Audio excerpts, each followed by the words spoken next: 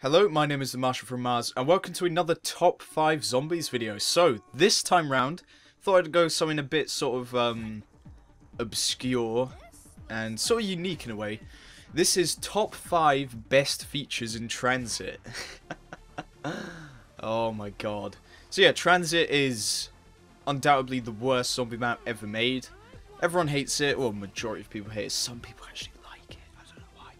But, I thought it'd be interesting if we, rather than do what everyone else does and trash Tranzit and say how shit it is, how about we look at the positives behind it? I thought that'd be pretty interesting. So I'm just going to dive straight in at number 5. So at number 5 we have randomly spawning parts, and this was quite a cool idea, the whole buildable system thing. It sort of did take away the primary objective of just killing zombies and getting bored. You had sort of other stuff to do and other ways to kill zombies, such as the buildables. And so with the buildables, the parts spawn in different locations, which I thought was quite cool because it makes it different each time and sort of fun to search around for it, but they're not too obscure, the places where they're hidden. It's just sort of in a certain area, which I quite liked actually. Certain areas there were different parts and it wasn't scattered around the map. Jet gun, that was done appallingly. The fact it was not a very good wonder weapon. And you spent like half an hour trying to get all the parts, so it just wasn't good. So that wasn't done well. But the rest of the parts, despite the buildables being sort of useless, it was the idea behind it and the system to getting it, I thought was quite well done. So yeah. So at number 4, we have variety in the settings of the map. So let me sort of elaborate on my point. In most maps, you have sort of just one theme and one sort of place, but in Tranzit, it was sort of this mini world. Like you had a diner, you had a bus station, you had a town, you had this sort of underground laboratory place, which is really crazy. You had Nut Toronto, and you had that pylon thing. Like, it was just really cool. There were so many awesome locations, in theory.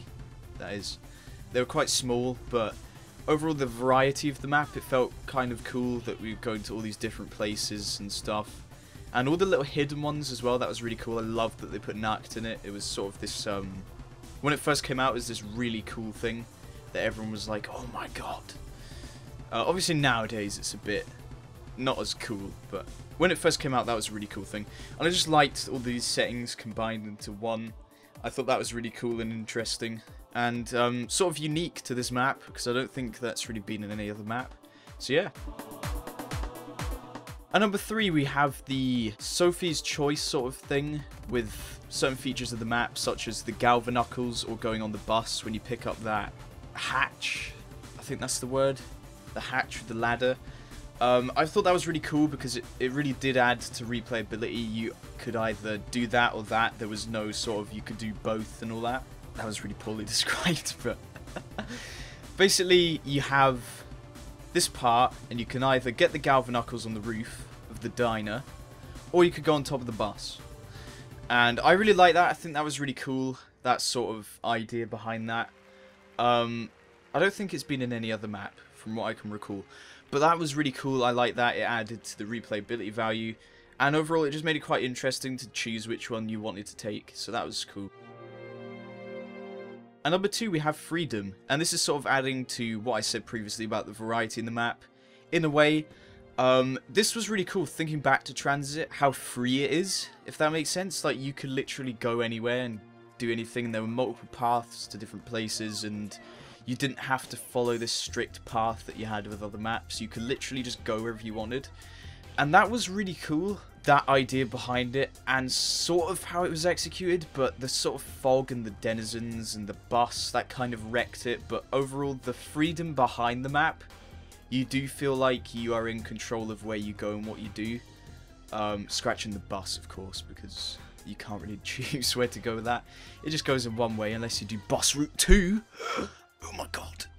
Nah, but seriously, it was really cool. I like the freedom behind it. It was definitely unique to this map. And although it did get really boring after a while, it was interesting to be able to just go wherever you wanted. And I thought it was quite cool. So finally, at number 1, we have the bus driver. Yep, that's right.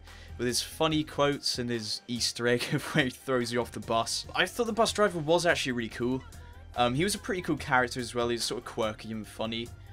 And he was pretty much the only decent character in Transit besides Misty. Yeah, he was. And he had just funny quotes like this.